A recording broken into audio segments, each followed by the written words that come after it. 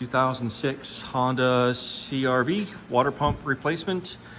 First steps would be to drain the coolant. Where the pan's sitting on the floor directly above that is where the drain cock is. It's easily accessible. Just look straight up there and you'll see the drain cock. So drain the coolant, and then you're gonna have to pull the belt, and the belt's on the front side. It's a little hard to get at. This is what the tensioner looks like. You can put a wrench on the end there, take the tension off and pull the belt. Next step will be to pop the power steering pump off. It actually mounts to the tensioner. There's two bolts on it, just kind of hidden in behind there.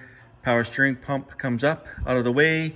What I did for this one, there's a bracket down here for the line on the power steering. Pulled that off just to get a little more accessibility. Next steps would be, for ease of getting at things, pull that front motor mount off.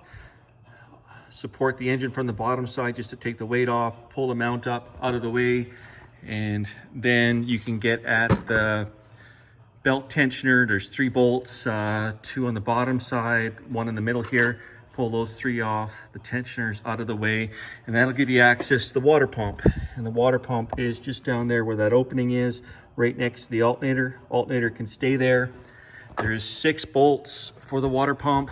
The easy ones are the top 3. This is how it sits in the car, just like that.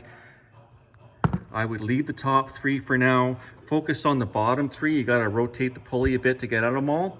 The one that's gonna be hard is that guy right there.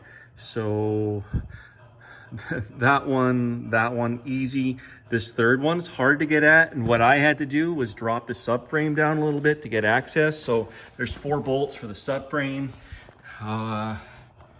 Here we go. One is right there, and the other one is right there for the front guard.